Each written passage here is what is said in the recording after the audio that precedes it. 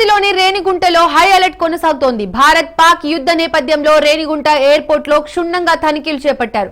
ప్రధానంగా రెస్టారెంట్లు, రైల్వే స్టేషన్లు, బస్టాండ్లు, హెవీ రష్ ఉన్న ప్రాంతాల్లో ముమ్మరంగా తనిఖీలు కొనసాగుతున్నాయి. ఎస్పీ, డీఎస్పీ ఆధ్వర్యంలో ముమ్మర సోదాలు నిర్వహించారు. ఆపరేషన్ సింధూర్ 2.0లో భాగంగా ఎలాంటి నష్టం జరగకుండా మరింత నిఘా పెంచారు తిరుపతి పోలీసులు.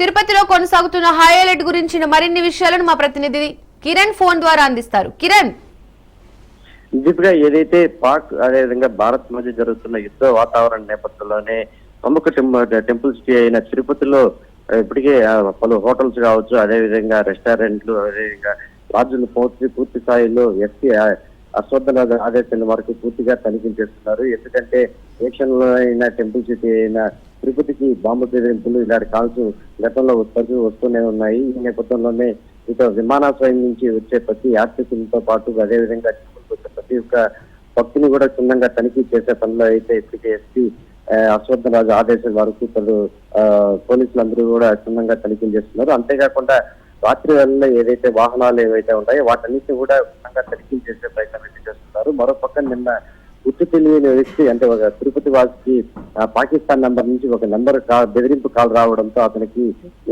తిరుపతిని అదేవిధంగా చుట్టుపక్కల ప్రాంతాలంతా పేల్చేస్తామంటూ కూడా అంటే గతంలో అయితే మెయిల్స్ ద్వారా వచ్చే బెదిరింపు కాల్స్ వచ్చేది.